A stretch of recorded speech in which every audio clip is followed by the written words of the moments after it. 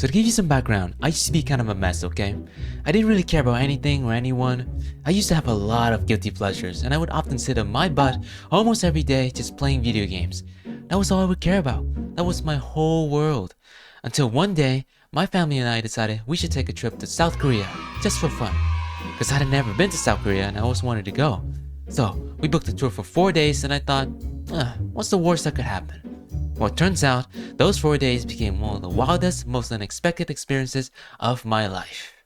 So finally came the night that we had to get to the airport and fly over to Korea. We got together with the tour guide and the group, which was about 20 or so people, and I took the opportunity to take a good look around to see if there was anyone that is around my age that maybe I could talk to or make friends with. And lo and behold, there was no one. All I saw were middle-aged folks with their families, plus a bunch of little kids way younger than me just running around and only hanging out with each other. So I was like, alright then, guess I'll just have a good time with my own family, right? Day 1 finally rolled around and we landed at Incheon International Airport early in the morning. The place was beautiful and I was feeling refreshed and ready to go. There were a few delays and since we hadn't eaten yet, the tour decided our first stop should be breakfast. We arrived at the restaurant. It was one of those local restaurants, as in one of those like multi-purpose buildings where you actually have to take the elevator up just to get to the actual restaurant. So the elevator is this small, and I mean tiny. It can only fit only about a handful of people, so we had to go in groups. So I let a bunch of people in before me and waited for the next ride up. But there, I saw this girl standing there, right? Helping and leading people into the elevator. And we'll call her Mango, because apparently she likes mango. And she was real cute. I remember thinking, wow, Korean people are pretty, man. Anyway, I headed up and joined the group to eat. And there she was again, helping out and catering to the tour guests. So I thought, okay, she probably just works at the restaurant. That's it. After we finished eating, we went back to the bus. I didn't think much of it, hopped on right away.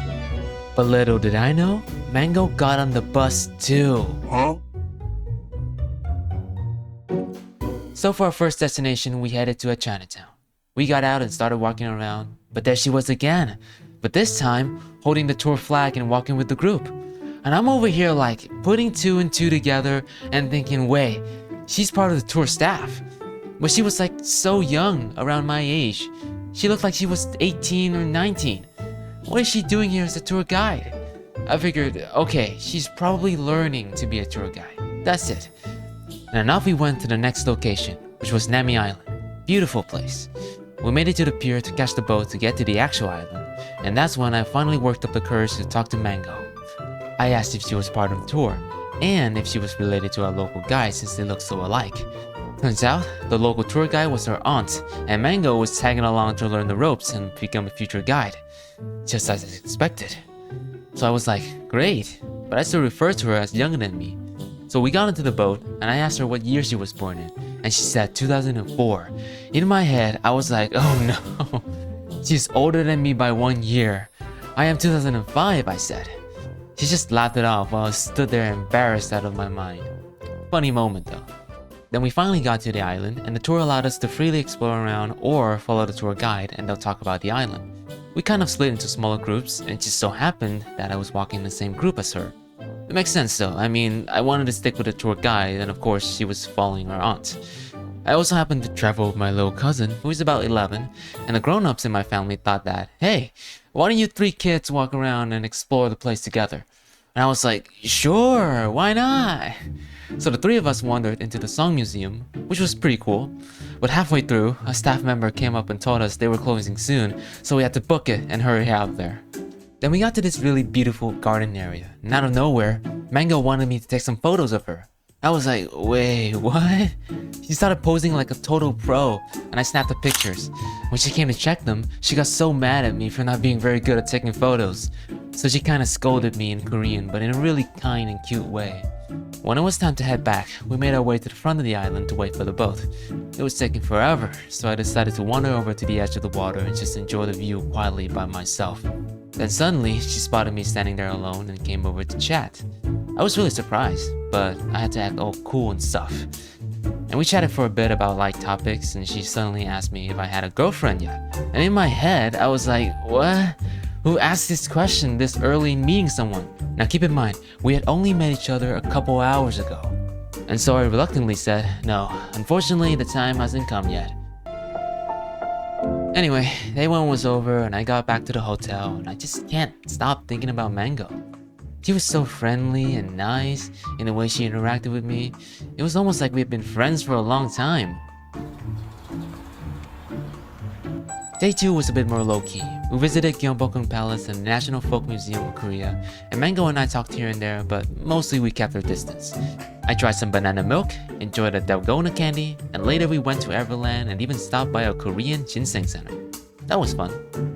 Near the end of the day though, I finally had the idea of asking Mango for her Instagram. Pretty nice, right? But my phone had no Wi-Fi, so I just gave her my username instead. She followed me on Insta, but we were still on tour and outside, so I couldn't follow her back with no Wi-Fi. She later nagged me and was like, "Did you follow me back?" And I was like, "Sorry, I didn't have Wi-Fi, so I couldn't." She right then and there gave me her hotspot to do it on the spot. Man, this girl's something else. Truly.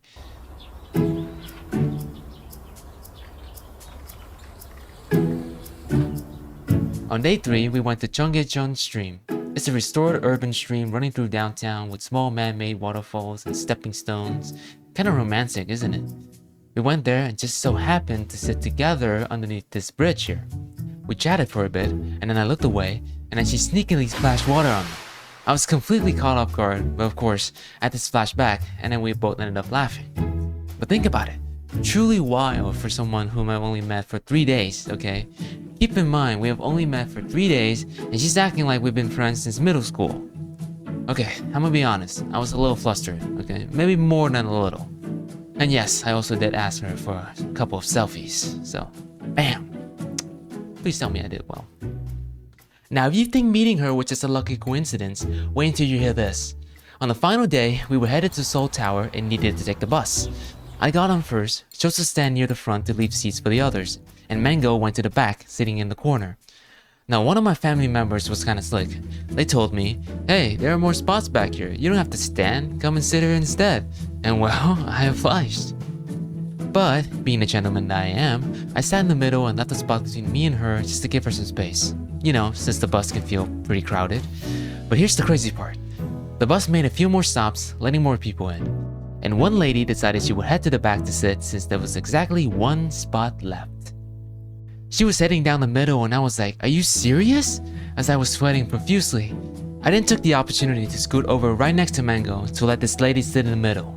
And so, there I was, sandwiched in the corner with Mango, with nowhere to go. I mean, if this wasn't fate, I don't know what is. So of course I had to make some conversation so that's less awkward, and fortunately, we kinda hit it off. When we got to Seoul Tower, we hung around and it was a lot of fun. But eventually the day ended, and we had to head back to the airport and say goodbye to one another. Me and Mango had to go our separate ways. It is crazy to think that some kind of fate allowed me to meet a girl like this halfway across the world. Now the title of this video says that meeting this girl changed my life, and it really did. She made me realize that I needed to improve myself and become a better person, and I think I'm on the path of doing just that. It was an experience that was really special to me, so I hope you enjoyed this story and found it somewhat relatable and maybe funny at least. I had a great time making it. But that's it from me.